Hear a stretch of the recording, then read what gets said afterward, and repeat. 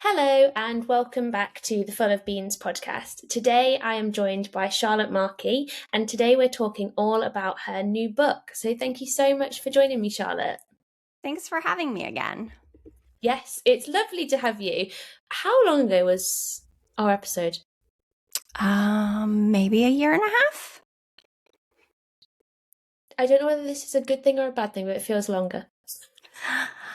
Yeah, I mean, I've had these books coming out every other year now since 2020 about. So it's lots of opportunities to bug people to talk to me. Yes, absolutely. I mean, keep bugging me because I always love chatting to you. Do you want to introduce yourself to the listeners? Sure. So I am a professor of psychology at Rutgers University in the United States. And I've been studying body image and eating behaviors for almost 30 years now. So a lot of my work has been research. I've recently started doing some clinical work. And I've also written a number of books, including the Body Image Book series, which includes the Body Image Book for girls, a book for boys, a book for young adults. And right now, 6 years after the original publication, we have an updated version for girls. And next year, God willing, the Body Image Book for women will come out. Wow. Wow, that is very exciting. That's incredible. I'm really intrigued as to what prompted doing the second edition 6 years on. Well, you know, Hannah, this is like a fast moving field. There's always new research. There's always new information. If you even just think about how the social media landscape evolves so quickly, and we know that that's relevant to girls' body image. And I didn't discuss that a ton in the first edition. So that's one place where I really added content in the updated version. I think too, part of it was just each book I've written, I think of more things that I think is relevant, right? So people think of body image as this very contained topic, but I think those of us more embedded in the field were like, no, body image kind of affects everything. It affects these different behaviors and mental health issues and relationships. And, you know, we see it as this sort of vast construct. And so as I worked on more and more books, I'm like, well, actually, now I need to put this in the girls' book. Like the girls' book felt very incomplete to me after I worked on the subsequent books. So fortunately, I didn't have to beg my publisher too much for to write a revision. I was like, oh, what do you guys think? I know it hasn't been that long, but people are still buying it. And I don't want people to buy a book that I've written that isn't, you know, as updated and as good as I think it can be. Yeah, absolutely. I mean, I guess I had an assumption in the back of my mind that it would be because the landscape is changing so quickly. And I think, like you said, social media changes daily. Right. And so I think, that makes complete sense. I suppose for somebody that hasn't come across your book before or any of your books, what's the purpose behind the books? So I think the purpose is really just to sort of bring into the light concerns about body image and ways to improve body image, because I think a lot of us do have concerns about body image. And there's also a lot of shame that sort of keeps us from talking about these issues openly. And that shame only makes it all worse, right? When we bring it into the light and we say, hey, I feel insecure about X, and this is what I'm doing to improve that, or this is what's possible that may improve that, then I hope that it just makes these issues easier for people to cope with, because we're really not alone in struggling with this, right? We all are vulnerable to a ton of social and cultural messages about how we should look, how we should be, how we should present ourselves to the world. And that's a lot. Those messages are a lot to manage and cope with. And we all have to varying degrees. And so, for girls and boys, a huge part of writing the books was just really preventing them from developing long-term concerns about body image or any of the consequences of body image dissatisfaction, like eating disorders, right? So if we can get information and support to kids at a younger age, hopefully that helps prevent problems long term. Mm. Yeah, I mean, absolutely. And I think, you're so right in that it can feel quite uncomfortable, I think, sometimes when you realize that you have an insecurity about something. And I think, especially at a young age, maybe not having the language or knowing where to go with that. But actually, I saw your book in the bookshop in Cambridge. And obviously, I'm not a teenage girl and I wasn't when I bought your book. It was, 3-4 years ago. But it was really good for me to be able to kind of show to my partner and open up those conversations, almost to say, oh, this is actually something that I relate to. I'd like to talk about it. Or, how do you feel about this? And I imagine similar conversations could be prompted, for a lot of people as well. I mean, that's my hope. And I very deliberately in this update edition also put a kind of note in the front that, like, this is a great thing for parents or caregivers, educators to read with their kids, because I think that a lot of adults still struggle, thus also working on a book for adults. Mhm. But, this way, young people and their caregivers or educators can kind of get on the same page about some of these topics and have a way to start those conversations. Definitely. From your clinical and your research experience, what would you say the main pressures that you see? It feels strange to say, in the 21st century, but it's also obvious, right? That body image is very gendered. And Mm. so the concerns are not exactly the same depending on people's gender identity. And we see for girls and women, especially with the introduction of medications for weight loss and a lot of sort of celebrities touting very slender bodies, a real pressure to be very slender.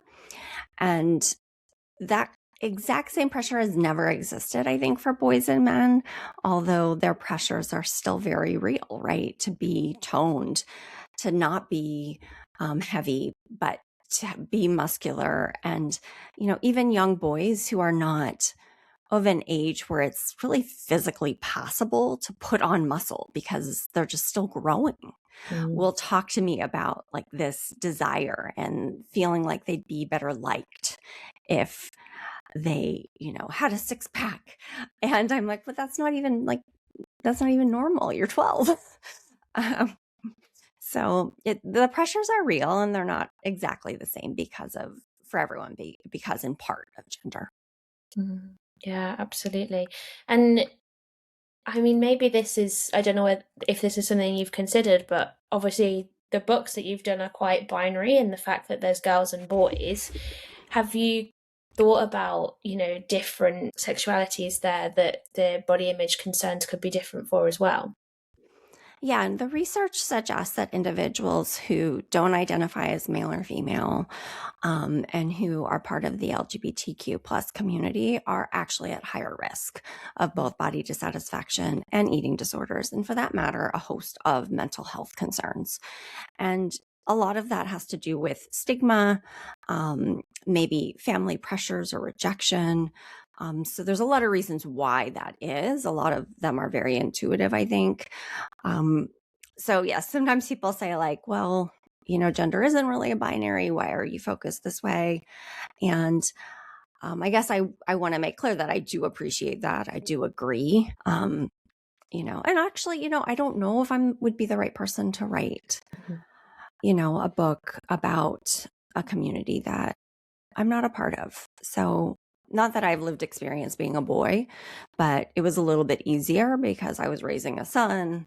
I have a Mm. husband. I pulled in a co-author who was male. So, I tried um, to have that lived experience from others contributing to the Mm. boys' book. I really respect what you've said there because I think that there would be a natural pressure because we acknowledge now there's the queer community and different sexualities and gender not being a binary. And I think so naturally there would be that pressure of, okay, I need to write a book so that I'm meeting everybody's needs. But you've just highlighted there that maybe that's not where your expertise lies. And I really respect the fact that you've said, you know what, this isn't actually something that I'm an expert in. So I'm not just going to do this for a tick box exercise. I'm recognizing that there's a need, but this isn't somewhere that I would feel confident talking. And I think that's, in my sense anyway, I would say that's very respectful to the community, of rather than, oh, I'm going to make this book because everyone says I should, but actually I don't feel like I can. Yeah. And I mean, I also don't have plans to write a book for men, Mm. that I think, again, there were ways that I felt comfortable working on a book for boys. And I really had to give that some thought to do it justice. And I had to work with other people who did have lived experience. But, honestly, like sometimes I feel like I still don't understand men. There's no way I can try to get inside like that mentality. I feel very comfortable working on this book for women. It's hard because it's really personally relevant and it's something I really want to do justice, especially as I approach middle age, and a lot of these issues just sort of rear their head all over again, I think, as your body changes with age. So it's really difficult, I think, to write any book, to write a book you really care about that really is personally relevant. But having said that, I am really comfortable because like this is my experience also. And I have so many conversations with other women and people who are mothers and, that I feel like I know this audience. Mm-hmm. Yeah, absolutely. And you imagine there's a challenge in that as well, because you are you and you have your own experiences. You're never going to be able to kind of, acknowledge the experiences of everybody. But as you say, it feels more aligned with your own experience, and you can give it from that perspective as well. And a question I wanted to ask of you is, because you said that you've recently started doing some clinical work, what do you think is the biggest thing you've learned from doing your clinical work about body image compared to when you were only doing the research before? I think I've done so many different kinds of research. I've done Mm. correlational studies, I've done experiments, I've done some qualitative work, and I've talked to a lot of people in doing qualitative work where it's like one-on-one kind of interviews. And I've done a lot of that work too in working on these books. So I felt like I was very kind of in touch with like the clinical side of it before I started doing clinical work. And yet clinical work is always surprising because people are just surprising. I mean, people are all in some ways the same and in some ways just like a little bit different. And I think oftentimes, right now I'm doing clinical work with eating disorder patients who are relatively young. And body image is often what contributes to the development of the eating disorder. And then it's often also, we say, like the last to go, like body image concerns linger even after, health has been stabilized and some weight has been gained and, some of the medical issues have been resolved. A lot of our girls in the clinic I'm working in have lost their periods, right? So like they can gain their period back and they can be healthy, quote unquote healthy, but that doesn't mean that they're feeling good about themselves necessarily. And it's kind of a challenge to interject that into eating disorder treatment because so much of eating disorder treatment is focused on the sort of, among young people, especially on sort of the physical, it turns out. And so, to offer to a teenager, like, listen, it's okay if you feel uncomfortable. It's okay if you don't love this. It's okay if you liked your body better before. Like, I understand why you would feel that way. So to offer that validation, I think it ends up often being surprising to them and then is a really good place to start having conversations about, well, why is that? And what do we do now? Because, you maintaining physical health and continuing to grow into adulthood is critical. And I guess my intrigued nature, I'd love to know what you say in respect to that, because, for me in my own recovery, I can totally relate to that. Like, Of course. I Yeah. completely, well, do you know what I think is really interesting actually when as I'm speaking out loud? Rose tinted glasses on, I preferred my body then, Hmm. because I prefer the way that my body looked then compared to now. Hmm. But if you actually put me back in that position, I still hated my body then. It's true. And there's an interesting analogy that I experience now with aging, right? Like I don't like my aging body better. Mm.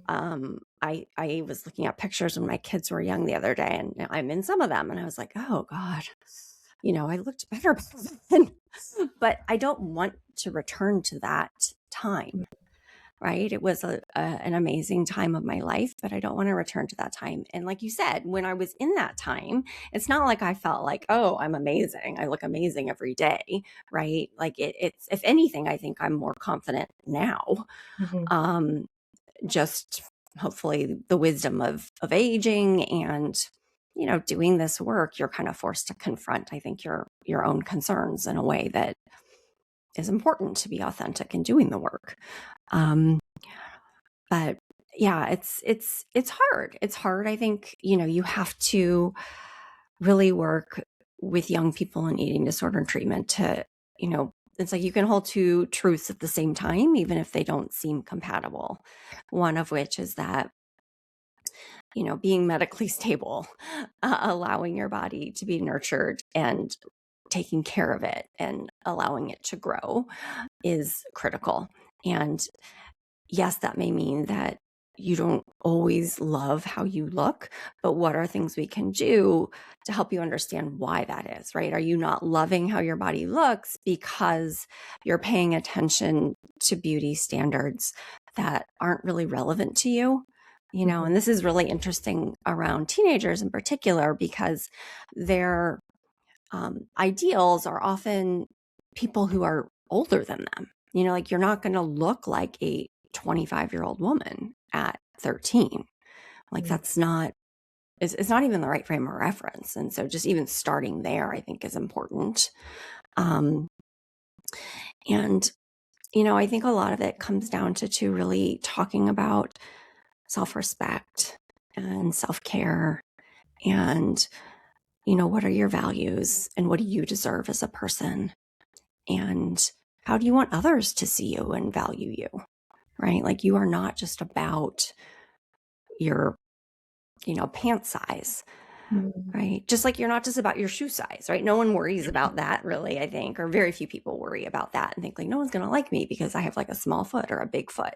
And so it's like, you almost have to kind of try to make it analogous in some ways, Mm. to those sorts of things. Yeah. I think that's a really interesting thing. And as you were speaking, I was kind of laughing a bit because in the previous episode that we did, we were talking about body neutrality and body positivity. And I was saying how body positivity is kind of shiny and sparkly and sexy and, you feel great every day, but it's not realistic. Body neutrality on the front of it sounds kind of boring because it's just being okay with the body that you're in. But then when you said about the values bit, it made me think about when I was in my own recovery. And I remember just sitting there one day and I was like, oh my God, I think one of my friends had spoken about something in their life. And they weren't saying anything bad about me, but I had internalized that because they were upset about that thing in their life, therefore they were going to look at my life and be like, well, her life is rubbish. And I suddenly thought, every time I'm horrible to my body, saying I'm too fat or too big or what have you, I'm then pushing that on my friends. And I was like, I really don't want to be the friend that is pushing those sorts of ideas onto their friends about what they should eat and what they shouldn't. And that was a really big motivating factor in my recovery of aligning with my values. Just think, well, I want my friends to know that no matter what they look like, I love them.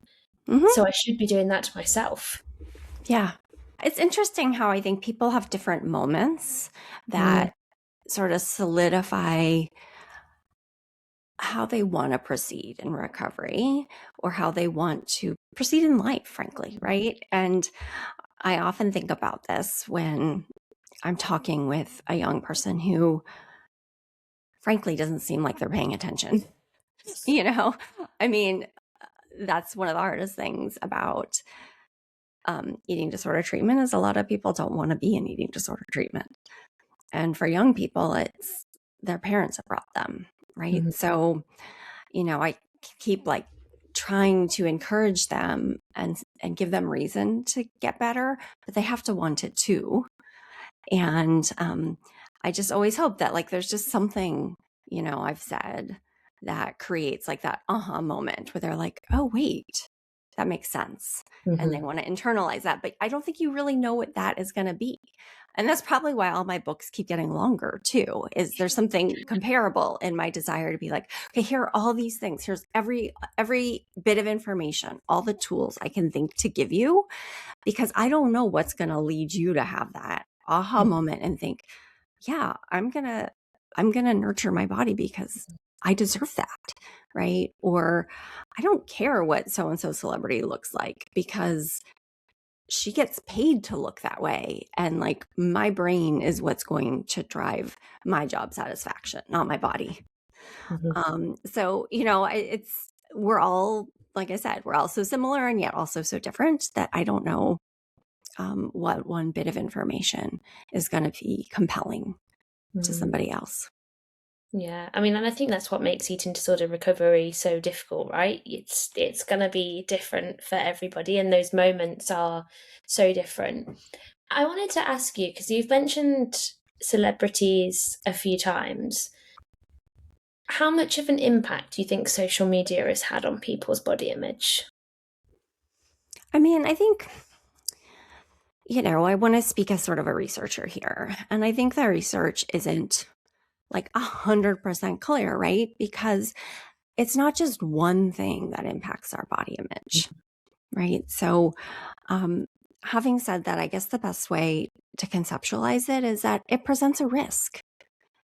It presents a risk. And I think that that is an evidence-based assertion that if you spend more time on social media and you're more engaged with certain types of social media, like fitness-based influencers and a whole bunch of beauty sort of tutorials or fashion stuff, or celebrity culture, I think that if you're going to really engage with those kinds of messages and images, it's going to present a risk to your body image.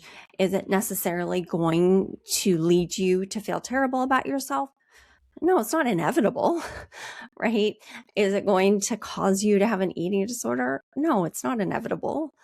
But I think if you feel vulnerable to those things, or if you feel, like your mental health is fragile, I'm not sure social media is the right place to turn, Mm. right? And a lot of it does depend too on what you're seeing. And that's what's so tricky in studying it, is that everyone's algorithm is a little bit different, right? And so, I don't see what I would think of as like damaging images or media on my feed because social media didn't exist until I was already a body image researcher. Um, and so, the people I connect with are people like you, right? People who are, I would say, quote unquote, good influences, right? Who are either doing the same kind of work I'm doing, are actual personal friends of mine who I, have in my life because I think that they're a positive influence in my life for the most part. Um, and so I don't really have the celebrities in my Mhm. newsfeed. I'm sure every now and then someone pops up, but not much of that. And so I think that's another great thing that I do talk about in the books is like spend a half hour and work on your algorithm essentially by liking certain things and doing whatever needs to be done in that iteration of the app you're using to unlike or unfollow or whatever, um, because that will make your social media a much safer place. I find this a really interesting thing because on a day-to-day basis, my social media is what you've said. It's either people that are doing positive things or Not gonna lie, mostly it's pickles and cats. It's the majority of stuff that I get. I think because other people send me that type of content. Recently, there's been a lot of Hilary Duff content, but that's because she's going on tour and it's healing my inner child. So that's great. I think the really interesting thing is that I very much recognize when I'm struggling, because that content very quickly goes into what you've just said, fitness content, low calorie meals, that sort of thing. It's very easy, I find, to slip into that, but to then say, oh God, this has happened, and then to go back to where I was before with that more positive content, it feels like running a marathon. It's so difficult to do. Is that something that you commonly hear from people? Kind of that self-sabotage is easier than kind of, I don't know what it would be the other way around. I mean, we are climbing an uphill, battle here. Because it's not just social media, it's kind of all the forces around us in terms of, I don't want to sound like a conspiracy theorist, of course, but there are a lot of companies that profit when we don't feel good about ourselves, right? And so a lot of what we're seeing, at my age, I just turned 50, it's like a lot of skincare products all of a sudden start popping up, right? And all you have to do is like click on one of them and then you can't get rid of that stuff. It is hard, right? So I feel it too. I'm a human being and I feel it too, and I understand it, I think. And yet at some point, you just have to say like, okay, I don't want any more skincare content, or I don't want any more Fitspiration, or take a break. I think that that's some of the research that can be, somewhat compelling, is that some of the social media break research suggests that even short breaks, like a week, can improve people's body image and or mental health, right? And again, there's so many other factors that influence our body image and mental health that I would never say it's like all about the social media. But if you are feeling vulnerable, then one thing to do is take a break. Even if it's just like you usually look at your phone at night, don't look at it that night. Even just something that small can make a difference sometimes. Yeah. I mean, purely anecdotally, and I've only reflected on this since I've come back. I've been in Thailand, and I purposefully didn't buy data when I was in Thailand. And I was in a lucky position because my partner bought data on his phone. And obviously there was Wi-Fi in the hotels that we stayed in. But interestingly, because I couldn't have my phone, or like I couldn't go on Instagram when we were out and about, I then shifted into this pattern of behavior of only using my phone to basically text my mum what we'd been up to that day. And my mind felt so free. And even when we went to Bangkok, which is arguably a very busy city, normally I'd find that really overwhelming. But because I didn't need to check my phone for anything, it felt really different. And I texted my friend this morning actually, and I said, I'm really feeling this shift back into almost the negative body image, because in Thailand, I kind of just woke up, put on some floaty clothes that I felt really nice in, and tied my hair up. But now coming back, I'm feeling this pressure to look a certain way, do my makeup in a certain way. And I think that kind of echoes what you were saying. That's not just social media, that's also the environment and maybe, different pressures then coming out in a different way. But just kind of, echoing what you were saying about having a social media break, I think you can get so caught up in using social media almost as like an intuitive response when you're bored, and not realize how much you're leaning into it. Yeah, I think that's really interesting. And I think to a certain extent, many of us feel that way on vacation, right? Like when you're not in your real life Yes. and you don't have to do all your real routines. And, like when I travel, I often just like put my hair in braids or something and I don't worry about it because the weather or the activities or whatever doesn't even make sense to attend to it. So I don't, right? And of course we can choose that in our day-to-day lives too, right? So I think it's important to be conscious and thoughtful, right? Like, do you want to just put your hair in braids or tie it up, or do you want to spend time on it? because you aren't obligated. You don't owe anyone, right? But it's easier to break out of some of those maladaptive habits sometimes when we're in a different context, I think. Yeah, I mean, take me to Thailand. I would stay there for the rest of my life with no data, thank you. Yeah. Something else I wanted to ask you about, which I think you touched on in the book, is, we've spoken a bit about social media and the pressures that might cause, but I think also another topic in the book is puberty. How does that impact people's body image? Well, it's interesting. And here again, it's very gendered, right? And this is why I think for young people, you can't just have like one book, because the gendered experience is important to recognize, especially because boys are typically, they're getting taller, they're getting broader, they're getting stronger. Usually they are starting to develop the capacity to be more muscular. And all of that does essentially move them closer to most of the body ideals for male identifying individuals, right? And girls have a sort of different experience. Yes, developing breasts, that's, consistent with most beauty ideals for women, but girls are going to gain weight. They're going to develop hips. Girls have more body fat. That's just part of our physical makeup. It's believed to be adaptive if we are going to ever have children. And, all of that is not necessarily super consistent with the beauty ideals for women, especially kind of in the, like I said, the last year or two, where it feels like we've turned back the clock to 1985 or something, and a real focus on being incredibly thin is emerging. And that's not what a woman's body naturally looks like for the most part. I don't know if I'm drawing a parallel here that's not there, but I'd love to hear your thoughts. It sounds to me, and I don't know why I've never really considered it like this before, but so the male body image, putting that, the ideal body image, putting that in quote marks, is almost the body type not every man will grow into, but it's like an older man's body. Mm-hmm. Whereas the female idealized body type is a childlike body. Mm-hmm. Why do you think that is? Oh, the patriarchy, I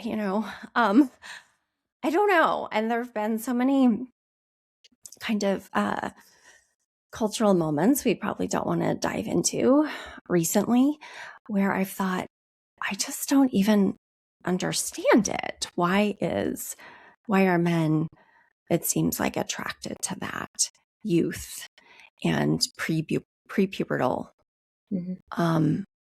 body? And not to say all men are, but certainly some seem to be. And I don't understand it. I don't, and again, this is why, like, I don't know what's going on inside a lot of men's heads, but it seems kind of perverse, frankly, that, why are we elevating sort of a childlike look? I think it has to be a lot about power, right? That a child is more submissive, a child is needier, a child can't be completely independent, maybe. And so it's not really just about physical appearance, but what that physical appearance signals in terms of authority or worth or independence in the world. Yeah, I mean, I think very valid points, and I guess quite distressing points as well, I think, when you really look at the reality. I suppose on a purely personal note, I mean, I think that's why I initially developed my eating disorder in some respect, was because of what a childlike body indicated. It indicated that I couldn't look after myself. It indicated that I was reliant on other people. It kept me, I think, dependable, and meant that I didn't have to go out into the scary world on my own. I could still have the help of other people. And I don't think until I felt confident that I would be able to go out into the adult world on my own. I think that is one reason I remained stuck with my eating disorder. Yeah. I mean, I don't think every patient is the same, as we've been saying, but I do see some of that. And I do see, people, habits are just hard to change, frankly. Like, we have a ton of psychological research on that, right? People don't change their habits. And in some ways, eating disordered habits are just, habits, right?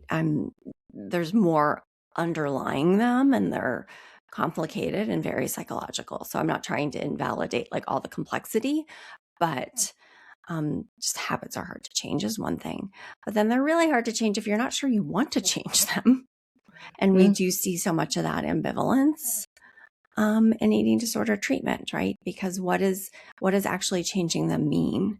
And does it force you to be, independent or accountable, or to face, the world can be a scary place, right? So all of that is somewhat valid and definitely relevant.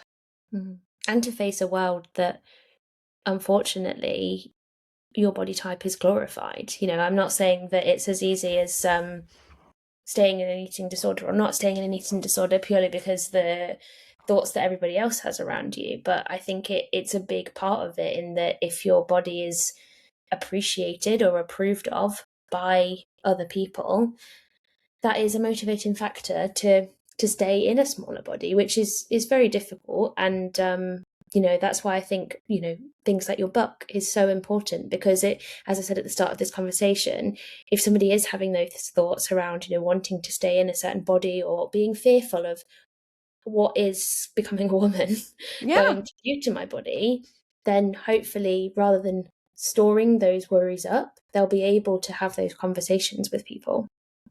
Yeah, or at least have some accurate information, I think, about, for example, when it does come to puberty, right? If you're gaining weight or you're growing in ways that don't feel comfortable to you, to know that that's normal, that's to be expected. And a lot of maybe what you do see in terms of celebrity culture, other people, that's actually atypical. Right. And so to understand that, I think, can be really valuable for young people to shift their frame of reference more. I don't know, I'm admittedly a nerd too, and I always sort of have been. And so I know that people are complicated, and you can't just give them information and then they'll change, right? Or they'll just understand. It's not just like a switch you flip. And yet I do feel like that's something I'm capable of, is doing the research and then trying to make it accessible to get people the information, right? Is that enough? Of course not. But I can't change the entire culture. So this is kind of how one of the ways I try to make it better. Yeah, I mean, then I think that's a huge impact. As you said, you're unfortunately never going to be able to change the whole culture of it. But if someone picks up your book when they're struggling and thinks, wow, okay, not everybody thinks the same as what I'm hearing over there, I think that's really powerful. And I guess with that in mind, if people are listening to this, maybe parents, maybe teachers, professionals, what would your advice be to them if they're supporting somebody, or they're concerned about young people around them that are worried about their body image?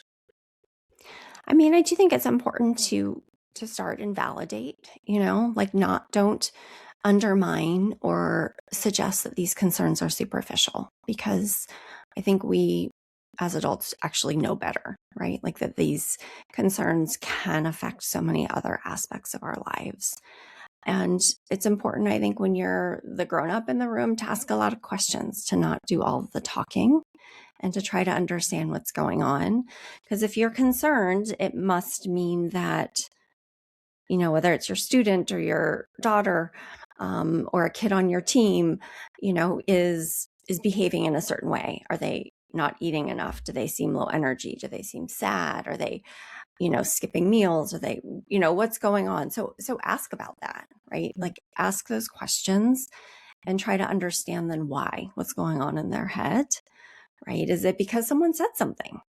Is it because whatever, sport or activity they're involved in means that they have to be weighed? And then can you change that? Right? Or, are they, I hear this unfortunately all the time, are they taking a health class at school where they're talking about bodies or nutrition in ways that may make them actually feel bad and aren't completely evidence-based or helpful? There's a lot of outdated information out there that can become part of school curricula. So, it's important to know, like, where is the person coming from? Where is the young person coming from? What's going on in their heads? And maybe there is just one thing you can say to help shift their frame of reference. Maybe there's a much deeper issue, but you won't know until you ask the questions.